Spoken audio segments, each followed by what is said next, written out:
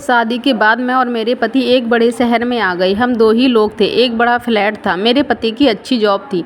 मैं यह सोचती थी कि मुझे बहुत अच्छा पति मिला है। शहर में आए अभी हमें कुछ दिन ही हुए थे कि तभी मेरे पति एक 18 साल की लड़की को एक दिन घर ले आए।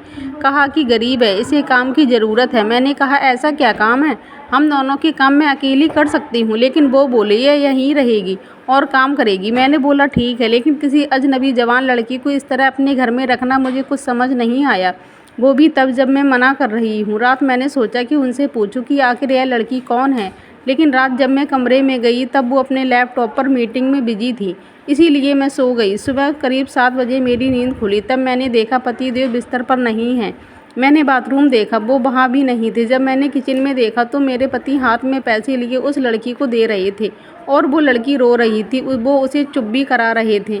पैसे देकर वो मुझसे मिले बिना बाहर मेन डोर से निकल गए। मुझे अब कुछ समझ नहीं आया कि बात क्या है।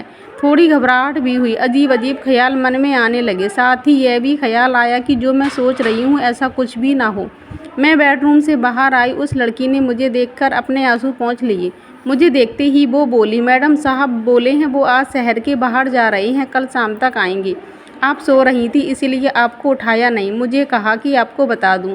मुझे उससे बात करने का बिल्कुल भी मन नहीं था, इसलिए मैंने उसकी तरफ देखा भी नहीं। बस अब मैं अपने बेडरूम में बैठी कुछ सोचने लगी। शादी को अभी 1 महीना ही हुआ है और मैं उनके बारे में न जाने क्या क्या सोचने लगी। लेकिन उन्होंने मुझे सोचने का कारण भी दिया है। एक तो यह लड़की वो अचानक ले आई, मेरे मना करने के बाद भी उन्होंने इसे यहाँ काम पर रखा और आज वो उसे रुपए भी दे रहे थे। मैंने सोचा कि एक बार फ़ोन पर उनसे बात करके देखती हूँ। मैंने उन्हें फ़ोन लगाया पर उनका फ़ोन स्विच ऑफ बता रहा था। यह पहली बार था जब ऐसा हुआ कि उनका फ़ोन बंद है। अब मेरा सर और भी चकरा गया। इतने में वो लड़की रूम में चाय लेकर आती। बोली, मैडम चाय। मैंने भी उसको पूछा, तुम्हारा नाम क्या है? बोली, राखी। इसके पास फ़ोन भी था और अब वो वाइब्रेट हो रहा था। फ़ोन को रिसीव करने वो दौड़कर मेरे बेडरूम से बाहर गई। मुझे दूर से अब यही सुनाई दे रहा था कि उसने कहा कि मैं आती हूँ। फिर बात करके वो फिर मेरे बेडरूम में आकर कहती, मैडम मैं 2 घंटे में आती हूँ, मुझे कुछ काम आ गया है। इतना बोलकर वो मेरी हाँ सुने बगैर ही चली गई। मैं कुछ बोल ही नहीं पाई। लेकिन फिर 2 मिनट मेरे मन में आया कि क्यों ना इसका पीछा करूँ और मैं उसका पीछा करने लगी। वो मुझे मेरी बिल्डिंग के नीचे दिखाई दी। उसके बाद उसने एक रिक्शा लिया। मैंने भी रिक्शा लेकर उसका पीछा किया। रिक्शा एक पतली सी गली में रुका। वो वहाँ से उतरकर पैदल चलने लगी। बहुत सारे छोटे छोटे घर से होते हुए वो एक घर के आगे पहुँची। मैं लगातार उसका पीछा कर रही थी। क्यों कर रही थी, क्या जानना चाहती थी, इसका मुझे कुछ पता नहीं था। बस मैं उसके पीछे थी। दरवाज़ा खुलते ही वो माँ से लिपट गई। उसकी माँ और बेटी दोनों रोने लगीं।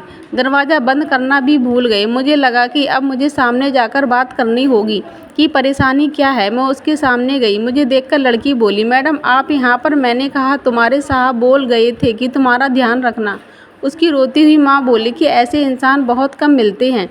मैंने पूछा क्या परेशानी है, आप मुझे बताएं। माँ बोली कि इसके पिता साहब ऑफिस में सिक्योरिटी में नौकरी करते थे।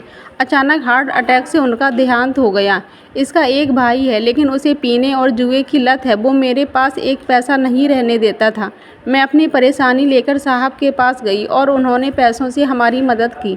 साथ ही उन्हें जब मैंने बताया कि इसका भाई ऐसा है तो उन्होंने कहा कि इसका यहाँ रहना सही नहीं है, इसीलिए वो इसे अपने घर को ले गए। मैं इनकी बातें सुन ही रही थी कि उनका फ़ोन आया। मैंने फ़ोन रिसीव किया। वो बोले कि उनका फ़ोन रात में मीटिंग की वजह से चार्ज नहीं था, इस कारण बंद था। मुझे पूछा कि कहाँ हो, तो मैंने बोला मैं उस लड़की के घर आई हूँ। तो वो बोले हाँ, रात में तुम्हें बताने वाला था पर मीटिंग की वजह से लेट हो गया और तुम सो गई। मुझे उस समय जो सही लगा वो मैंने किया, इसीलिए मैं उसे तुम्हारे पास ले आया। मैंने कहा बिल्कुल ठीक किया आपने। लड़की को लेकर फिर मैं अपने फ्लैट चली गई। अब मैं उसे और अपने पति दोनों को ज़्यादा प्यार करने लगी। दोस्तों, गलतफहमी किसी भी रिश्ते को बर्बाद कर सकती है, इसीलिए यदि कोई गलतफहमी या शक हो तो हमें एक दूसरे से बात करके उसे दूर करने का प्रयास करना चाहिए।